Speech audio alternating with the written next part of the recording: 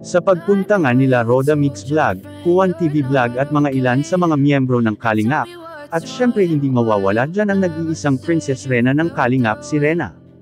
Lumuwas nga po sila papuntang Maynila, kung saan pumunta sila sa bayan ng Rizal, at galing pa sila sa Camarines Norte. Grabe ang haba ng oras ang kanilang nilakbay, upang bisitahin nila ang isa, sa kakilala nila Roda, at makikita naman po natin na, mukhang nag-enjoy naman si Princess Rena, sa kanilang pagbisita nila sa bayan ng Rizal. Pagkatapos po nun sa bayan ng Rizal, sila ay dumiretso din sa Nueva Ecija, at napakalayong lugar din po ito mga kaagapay. Nakikita natin mga kaagapay, fell at home si Rena sa ibang bahay, at pakiramdam po ni Rena, ay hindi na iba ang mga ugali ng mga tao dun kay Roda, kaya feeling ng ating Princess Rena, ay okay lang sa kanya. Balita po natin marami ang nagmamahal kay Princess Rena sa Nueva Ecija. Iba talaga ang magnetic power ng ating Princess Rena natin. Hindi man po natin nakikita ng gusto si Princess Rena, sa camera sa vlog nila Roda at Juan, at pa-spot-spot lang, ang mahalaga alam po natin na masaya siya at nag-enjoy, syempre tayo din na, nag-aabang sa kanya ay masaya tayo diba? Dito rin natin makikita at masasabi na, kayang-kaya ni Princess Rena, na magbiyahe sa mga malalayong lugar, gaya nga dito sa nabanggit po natin.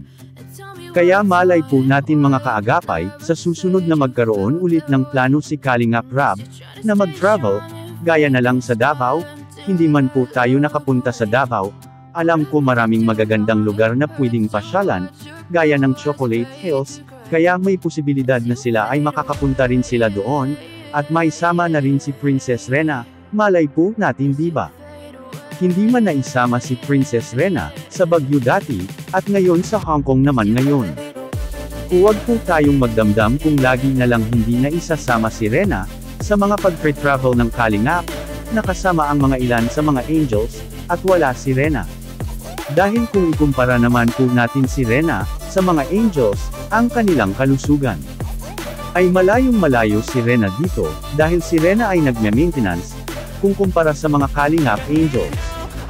Kaya ito rin ang dahilan siguro ni Kalingap Rab, kung bakit hindi sinasama ang Princess Rena ng Kalingap sa mga malalayong lugar. Dahil ang kalusugan ni Rena, ang inaalala lang din siguro ni Kalingap Rab. Kaya intindihin at huwag na lang po natin ikumpara, ang mga kalusugan ng mga Angels kumpara kay Rena.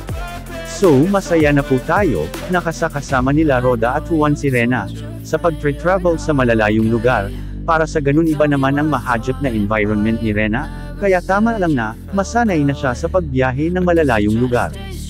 Hayaan na lang po natin na mag-enjoy sila doon sa bayan ng Nueva Ecija, at syempre ipagdasal po natin na ligtas sila, sa kanilang pagbiyahe sa kanilang pag-uwi sa Camarines Norte.